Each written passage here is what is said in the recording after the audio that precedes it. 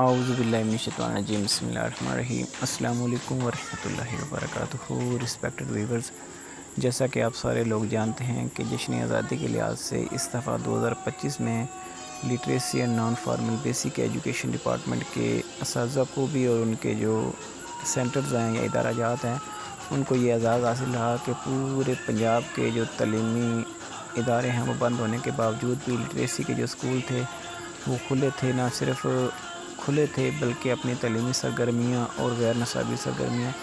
یعنی کہ معمول کے مطابق وہ اپنا کام کر رہے تھے۔ تو یہ ہماری ایک بہن ہے مس رفعت عمران صاحبہ لاہور سے، تو آپ دیکھ سکتے ہیں ان کے جو اسکول میں جشن آزادی کی تقریب ہے وہ بڑے جوش و خروش سے منائی جا رہی ہے، اور جو بچوں کی تربیت ہے یا بچوں کی ٹریننگ ہے وہ آپ دیکھ کر حیران رہ جائیں گے کہ یہ لٹریسی کے اسکول ہیں جن کو کہا جاتا ہے کہ یہ جی گھروں میں سینٹر ہوتے ہیں یا ان کا جو تعلیمی معیار ہے وہ بچوں کو کم آتا ہے، تو بالکل بھی ایسا نہیں ہے۔ جو ہی یہ اگست ختم ہوگا تو ستمبر جو ہی شروع ہوگا تو لٹریسی ڈے کے حوالے سے جو تقریبات ہیں وہ مختلف ڈسٹرکٹ میں شروع ہو جائیں گی۔ تمام تر ڈسٹرکٹ میں جو ڈسٹرکٹ آفس ہے لٹریسی کا ادھر بھی یہ تقریبات منتخب کی جائیں گی، اور پھر پنجاب لیول پہ بھی یہ ایک بہت بڑا دن منایا جاتا ہے 8 ستمبر کو جو لٹریسی ڈے ہوتا ہے، اور اس میں بھی ہمارے جو بچوں کی سکسیس سٹوریز ہیں وہ شیئر کی جاتی ہیں۔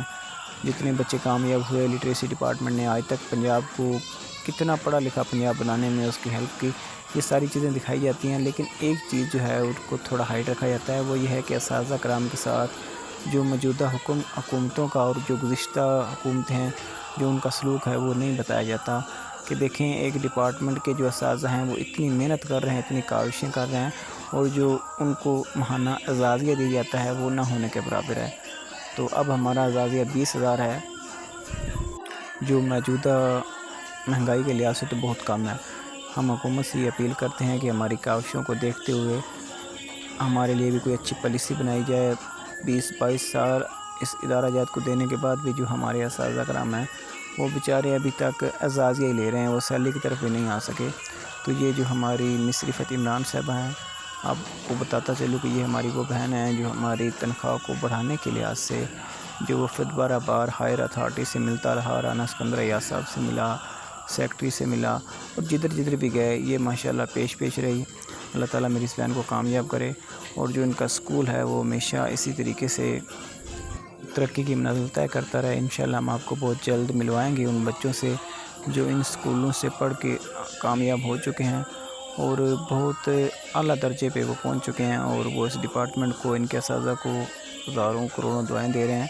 لیکن جو اساتذہ ہیں وہ آج بھی ادھر ہی کھڑے ہیں جدھر وہ بچے چھوڑ کے گئے تھے۔